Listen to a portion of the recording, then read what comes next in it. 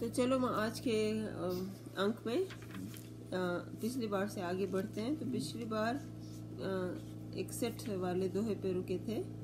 तो यहाँ पे पार्वती जी अपने पिता के यहाँ जाना चाहती हैं क्योंकि वहाँ पे बड़ा उत्सव हो रहा है। तो वो जाना चाहती है वहाँ पे। जब उनको मालूम हुआ तो दोहा में ऐसा ही कहते हैं, पिता भवन उत्सव परम, जो प्रभु आयस होय, तो मैं जाऊं कृपा यतन, सादर देखन सोय। हे प्रभु, मेरे पिता के घर बहुत बड़ा उत्सव है। यदि आपकी आज्ञा हो तो हे कृपाधाम, मैं आदर सहित उसे देखने जाऊं। तो चौपाई है उसके बाद, कहु नीक मोरेहु मन भावा, यह अनुचित नहीं नेवत पठावा। दक्ष सकल निज सुता बुलाई, हमरे बैर तुम्हो बिसराई। मतलब शिव जी ने कहा, तुमने बात तो अच्छी कही और मेरे मन को भी पसंद आई, मगर उन्होंने न्योता नहीं भेजा, यह अनुचित है। दक्ष ने अपनी सभी लड़कियों को बुलाया, किंतु हमारे बैर के कारण उन्होंने तुमको भी बुला दिया।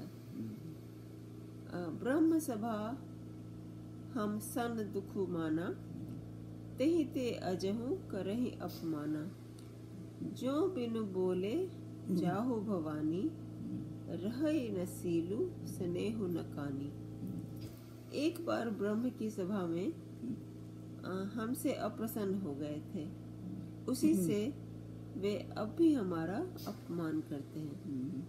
हे भवानी, जो तुम बिना बुलाए जाओगी तो न शील स्नेह ही रहेगा और न मान मर्यादा ही रहेगी। तो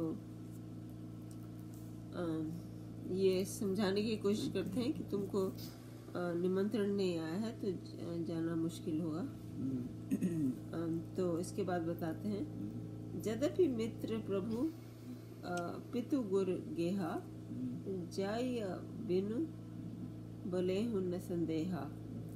यद्यपि विरोध मान जह कोई, तहाँ गए कल्याणु न होई। यद्यपि इसमें संदेह नहीं कि मित्र, स्वामी, पिता और गुरु के घर बिना बुलाए भी जाना चाहिए, तो भी जहाँ कोई विरोध मानता हो उसके घर जाने से कल्याण नहीं होता। तो उसके बाद है, भांति अनेक शंभु समझावा, भावी बस न ज्ञान उर आवा। कह प्रभु जाहु जो बिनहि बुलाए, नहीं भली बात हमारे भाई। शिव जी ने बहुत प्रकार से समझाया, पर होनहार वश सती के हृदय में बोध नहीं हुआ। फिर शिव जी ने कहा कि यदि बिना बुलाए जाओगी तो हमारी समझ में अच्छी बात न होगी। तो शिव जी समझाने की कोशिश कर रहे हैं, मगर भवानी जी को मतलब खटक रहा, क्योंकि वो जाना चाहती हैं और वो उनको लगता है कि पिता के घर तो बिना बुलाए भी जा सकते हैं। तो पता नहीं उनकी कितनी लड़कियां थी, मतलब उनकी कितनी बहनें थी। कह रहे हैं कि सभी बाकी लड़कियों को बुलाया, तुमको नहीं बुलाया। और परिवार में जो भी हैं तो सभी गए हैं। मान लो इनकी एक ही यही हैं, लेकिन और भाई जो भी है और लड़कियां होंगी सब गई हैं। हाँ, क्योंकि कहते हैं दक्ष ने अपनी सभी लड़कियों को बुलाया है, किंतु तुमको नहीं।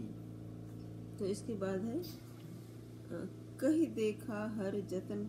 इसके बाद दोहा है, कहीं देखा हर जतन बहु, रहे न दक्ष कुमारी। दिए मुख्य गण संग तबा, विदा कीन्ह त्रिपुरारी। शिव जी ने बहुत प्रकार से कहकर देख लिया, किंतु जब सती किसी प्रकार भी नहीं रुकी, तब त्रिपुरारी महादेव जी ने अपने मुख्य गणों को साथ देकर उनको विदा कर दिया। फिर कहते हैं, चौपाई है, पिता भवन जब गई भवानी, दक्ष त्रास काहू न सन्मानी। काहू न सन्मानी। सादर भले ही मिली एक माता, भगिनी मिली बहुत मुस्काता। भवानी जब पिता दक्ष के घर पहुंची तब दक्ष के डर के मारे किसी ने उनकी आवभगत नहीं की। केवल एक माता भले ही आदर से मिली। बहनें बहुत मुस्कुराती हुई मिली। तो सब डर रहे थे कि दक्ष ने तो बुलाया नहीं है, तो फिर ठीक से स्वागत भी नहीं, स्वागत करने से भी वो लोग डर रहे थे। तो दक्ष न कछु पूछी कुशलाता, सती ही बिलो की जरे सब गाथा। सती जाई देखे तब जागा, कतहु न दीख शंभु कर भागा। दक्ष ने तो उनकी कुछ कुशल तक नहीं पूछी। सती जी को देखकर उल्टे उनके सारे अंग जल उठे। तब सती ने जाकर यज्ञ देखा तो वहां कहीं शिव जी का भाग दिखाई नहीं दिया। तो इसके बाद है, तब चित चढ़े जो शंकर कहेयो, प्रभु अपमानु समुझ उर दहेयो। पाछिल दुख न हृदय अस व्यापा, जस यह भयउ महापरितापा। तब शिव जी ने जो कहा था वह उनकी समझ में आया। स्वामी का अपमान समझकर सती का हृदय जल उठा। पिछला पति परित्याग का दुख उनके हृदय में उतना नहीं व्यापा था जितना महान दुख इस समय पति अपमान के कारण हुआ। तो इसके बाद है, यद्यपि जग दारुण दुख नाना, सबते कठिन जाति अवमाना।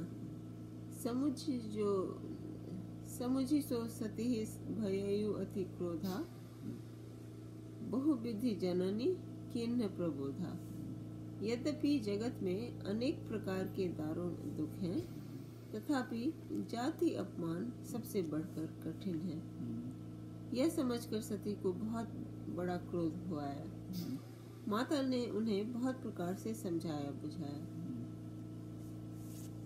तो इसके बाद फिर से एक दोहा है, शिव अपमानु न जाई सही, हृदय न होई प्रबोध। सकल सबहि हटकी तब, बोली वचन सक्रोध। परंतु उनसे शिव जी का अपमान सहा नहीं गया। इससे उनके हृदय में कुछ भी प्रबोध नहीं हुआ।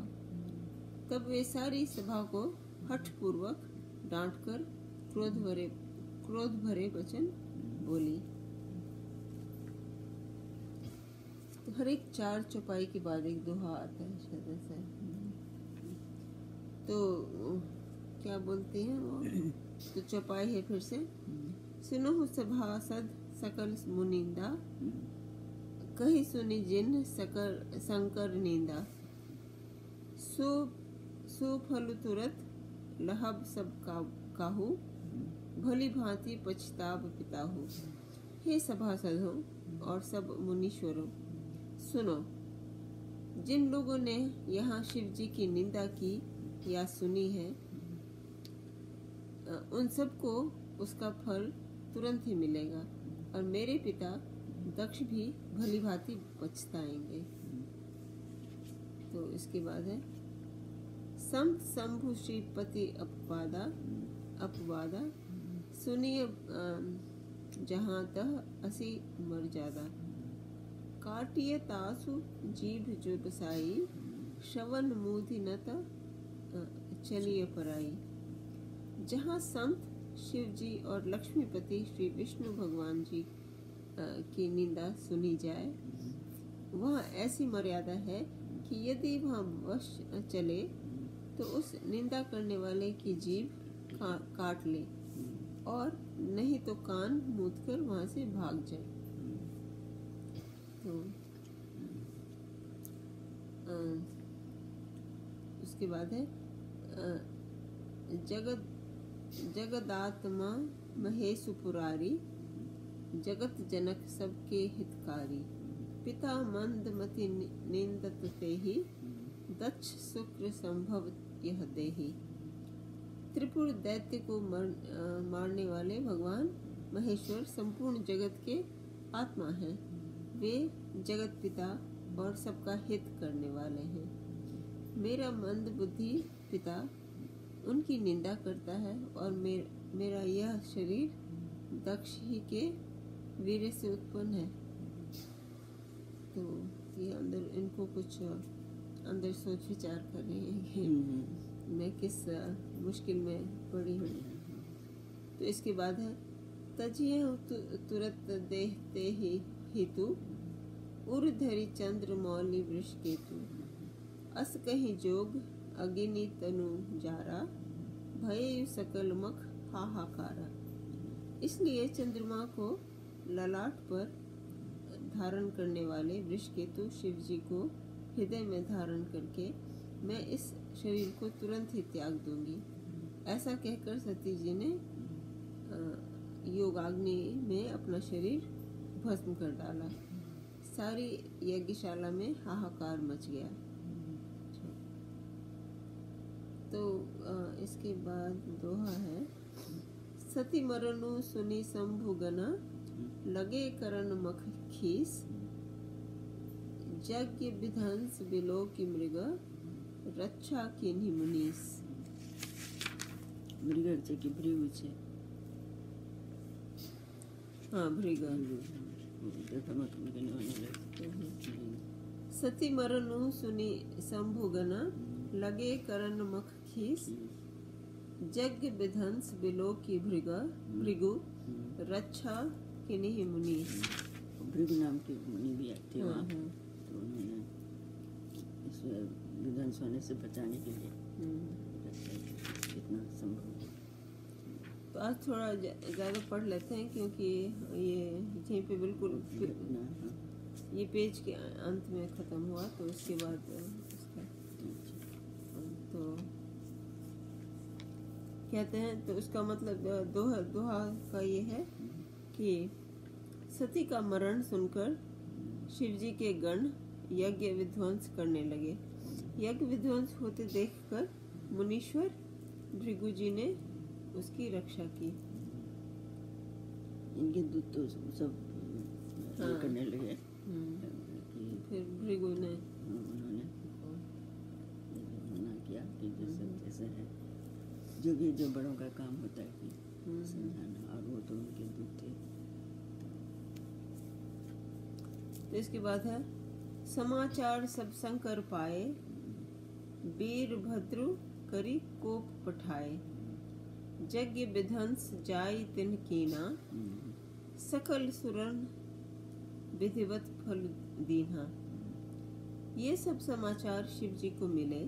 तब उन्होंने क्रोध करके वीरभद्र को भेजा। उन्होंने वहां जाकर यज्ञ विध्वंस कर डाला और सब देवताओं को यथोचित फल मतलब दंड दिया। अच्छा, तो वो भृगु के अगेंस्ट मतलब वो उसको संभालना चाहते थे, लेकिन ये वीरभद्र को भेजा तो इन्होंने बहुत उत्पात किया और यज्ञ को मतलब भस्म कर दिया। भृगु ने रक्षा करना चाहा कि बात देता तो शांत हो जाए, लेकिन इन्होंने दूत भेजा था, ज़्यादा क्रोध में था। फिर भी वही उनके कहने से थोड़ा सा बीच बचाव हुआ। काफी जो होता है कि थोड़ा नुकसान हुआ, थोड़ा बचाया गया। तो इसके बाद है भय जग विदित दक्ष गति सोई, जसी कछु शंभु विमुख के होई।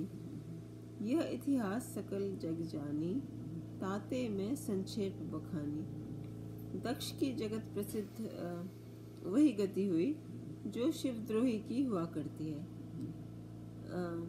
यह इतिहास सारा संसार जानता है, इसलिए मैंने संक्षेप में वर्णन किया। अब ये कतो और वर्णन छे एमे तो नहीं छे, लेकिन पता केला से छे नहीं, ये संक्षेप इन्होंने संक्षेप में कहा है, लेकिन विस्तार से कतो और है। हेते कोनो और किताब में या रामायण कते चीज डिटेल छे देना वाल्मीकि रामायण में बहुत डिटेल में छे।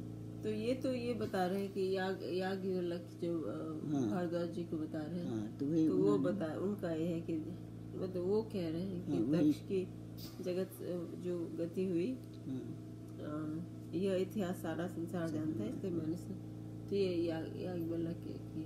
हाँ, तो उनको भी पता था यार, उनको ये पता था कि सब जानते हैं, उनको भी पता होगा, लेकिन चूंकि संक्षेप में कहना है, जो अपने समय के अनुसार वो तो मिलने आए थे, तो अब जितना संभव हो सका ये बता रहे हैं।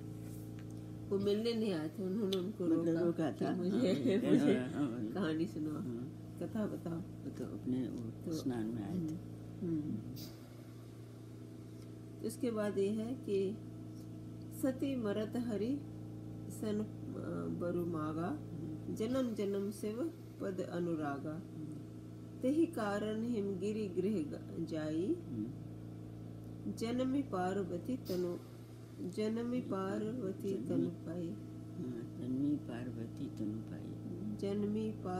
तनु पाई। सती ने मरते समय भगवान हरि से यह वर मांगा कि मेरा जन्म जन्म में शिव जी के चरणों में अनुराग रहे। इसी कारण उन्होंने हिमाचल के घर जाकर पार्वती के शरीर से जन्म लिया। पार्वती से तो ये चूंकि श्रृंखला बहुत बड़ा है ना, हिमालय कैलाश ये सब, तो पहले भी थी, क्योंकि दक्ष उधर ही कहीं राजा थे, और ये जो इस अवतार में गए, कहा ना कि दक्ष इनके पिता थे। तो सती के पिता थे, पार्वती उनका दूसरा फॉर्म है। हाँ,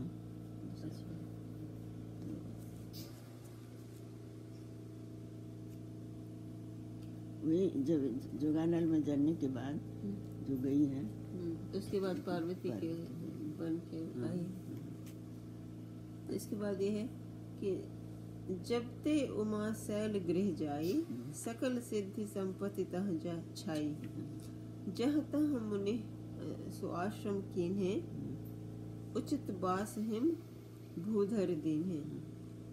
जब से उमा जी हिमाचल के घर जन्मी, तब से वहाँ सारी सिद्धियाँ और संपत्तियाँ छा गई।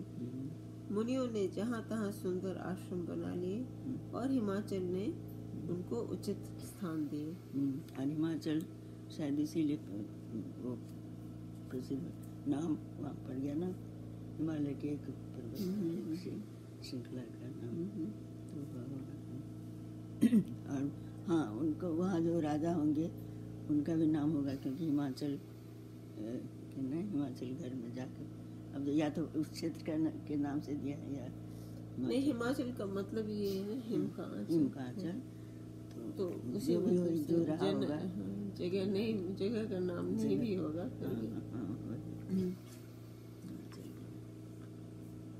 तो इसके बाद दोहा है, सदा सुमन फल सहित सबा, द्रुम नव नाना जाति, प्रगति सुंदर शैल पर, मणि आकर बहुभांति। उस सुंदर पर्वत पर बहुत प्रकार के सब नए नए वृक्ष सदा पुष्प फलयुक्त हो गए, और वहाँ बहुत तरह की मणियों की खाने प्रकट हो गई। तो इसके बाद एक फिर से चौपाई शुरू है। सरिता सब पुनीत जल बहहि, खग मृग मधुप सुखी सब रहहि, सहज बयरु सब जीवन त्यागा, गिरि पर सकल करहि अनुरागा। सारी नदियों में पवित्र जल बहता है, और पक्षी पशु भ्रमर सभी सुखी रहते हैं।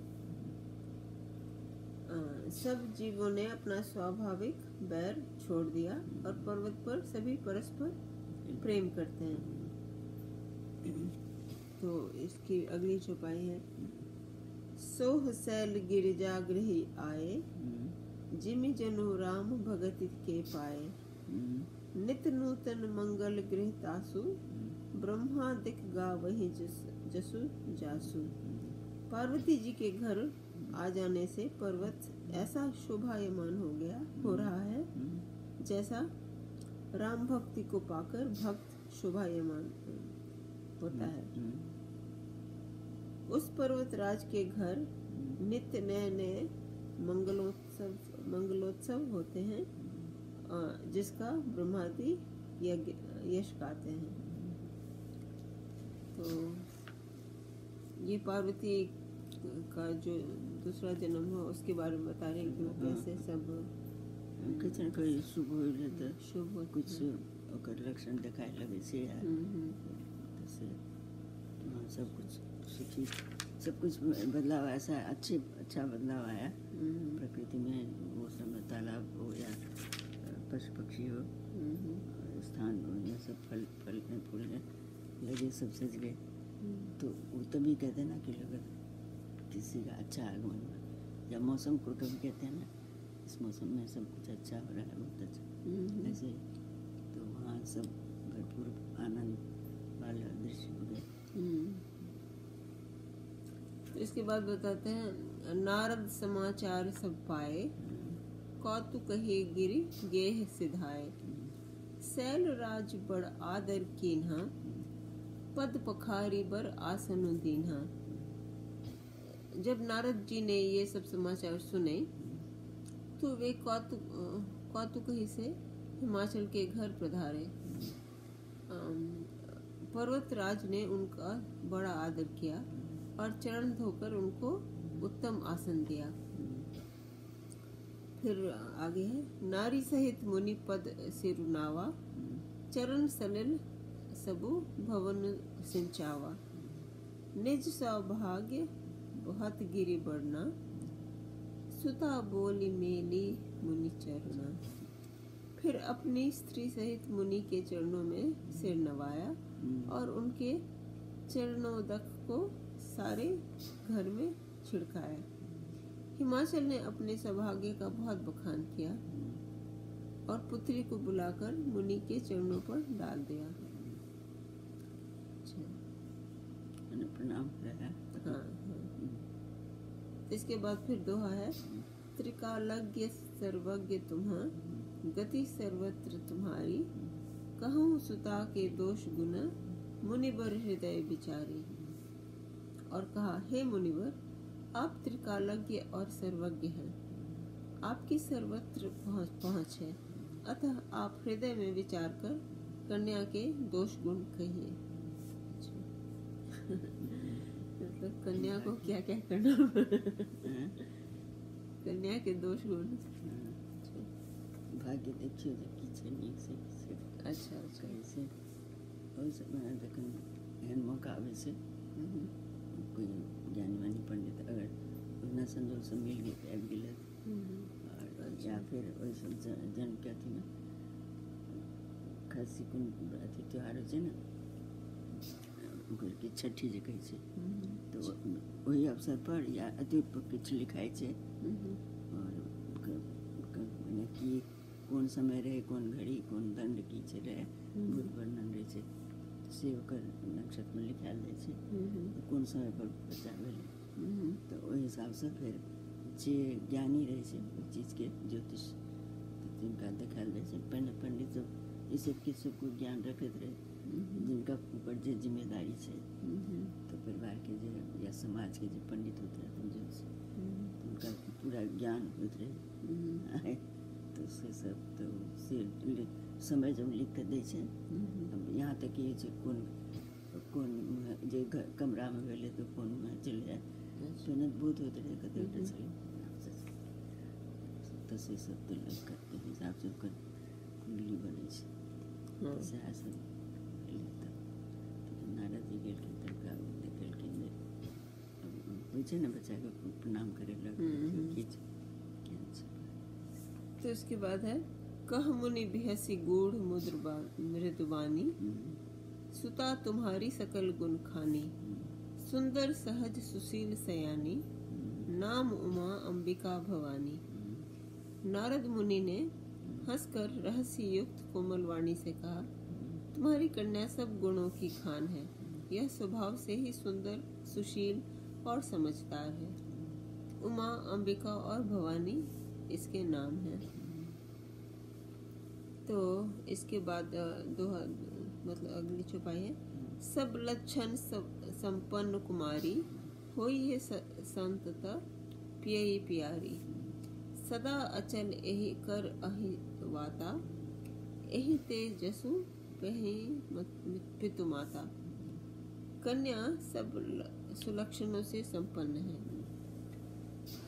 यह अपने पति को सदा प्यारी होगी, इसका सुहाग सदा अचल रहेगा और इससे इसके माता पिता यश पावेंगे। होइए पूज्य सकल जग माही, एहि सेवत कछु दुर्लभ नाही, एहि कर नाम सुमिरि संसारा, त्रिय चिढ़ई पतिव्रत अभि असी धारा। यह सारे जगत में पूज्य होगी और इसकी सेवा करने से कुछ भी दुर्लभ न होगा। संसार में स्त्रियां इसका नाम स्मरण करके पतिव्रत रूपी तलवार की धार पर चढ़ जाएंगी। तो इसके आगे का है, आगे की चौपाई, सैल सुलक्षण सुता तुम्हारी, सुनो मुझे अब अवगुण दुई चारी, अगुण अमान मातु पितु हीना, उदासीन सब संशय छीना।